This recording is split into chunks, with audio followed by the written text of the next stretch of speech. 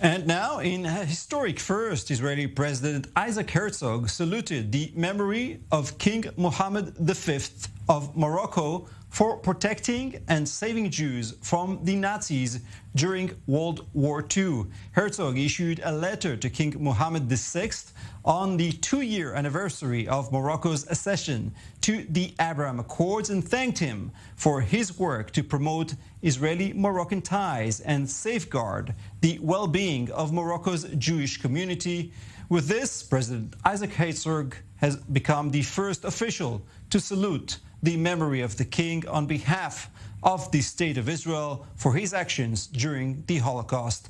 President Herzog also highlighted the endeavors of the late King Hassan II, who began the ties with Israel. Now, for more on this story, I'm joined in studio now by former Israeli Member of Parliament of the Labour Party, Professor Yossi Yonah. Professor, good to have you with us. I think that every Israeli of a Moroccan descent, like my family, is always aware of the very fond memories that Moroccan Jews have with their homeland, the strong ties that the Moroccan Jewry had with the king. Talk to us about that special relationship. Well, first, I'm very glad to be with you. And just to remember, Muhammad II used to call the Moroccan Jews my children. You know, so this kind of not patronizing way, but seeing them as an integral part of Moroccan society. And I think this kind of, if you wish, dictum has kind of been guiding the approach of the king himself and, of course, his son, as well as the people of Morocco. I was there about 3 months ago, and the warm hospitality, it was unbelievable. You know, you really, and I'm not Moroccan, I'm Iraqi, or my parents at least, came from Iraq, but you go there and they tell you, well, look, this is your home. This is your home, and I've never encountered this kind of hospitality, this kind of warm hospitality, really like kind of embracing you and telling you, well, you are part of the place, and this is your place.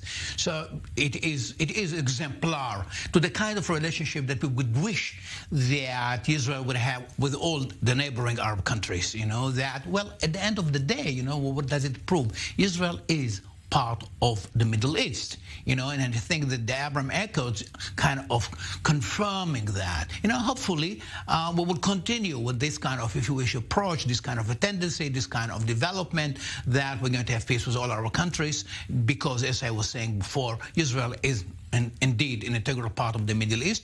And this very thing, and I think what I meant when I said exemplar, because at the end of the day, you want to ground peaceful relationship with other countries on cultural commonality, and kind of even facilitating what I call, if you wish, cultural substructure, infrastructure, because upon that you can build other kind of relationship, strategic or economic and what have you. But the most important thing, the fact that we have common historical heritage, common cultures, values, in the field of music, poetry, and what have you. And I'm very glad that actually this has been materialized, between Israel and Morocco.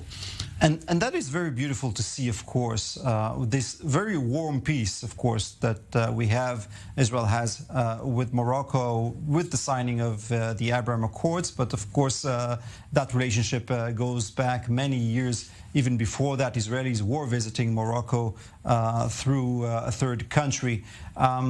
Talk to us, why is it so difficult to establish these ties with other neighbors of Israel, countries that signed peace treaties with Israel dozens of years ago? I'm talking about Egypt and Jordan, where the society is not very welcoming to Israelis.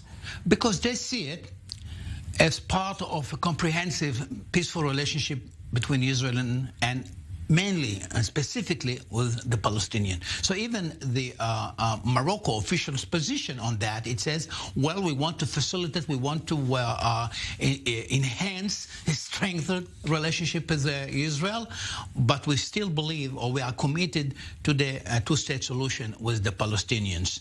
And so this is kind of the approach that Morocco is taking, saying, well, okay, we're going to have peace with you, as you just mentioned before, a relationship between Israel Israel and Morocco were very formidable, and now they became, of course, formal in the last, like for the last 2 years. So the other countries actually see this kind, if you wish, affinity, this kind of relationship between their approach to Israel and the Palestinian issue. And as I said before, also the King Mohammed II said that, well, we hope that at the end of the day that was going to materialize, peace between Israel and the Palestinians, and then, of course, it would be, I hope, there's no guarantee, that it would further and push forward and encourage warm relationship with other Arab countries. We will definitely hope to see more countries joining the Abraham Accords and having such warm peace.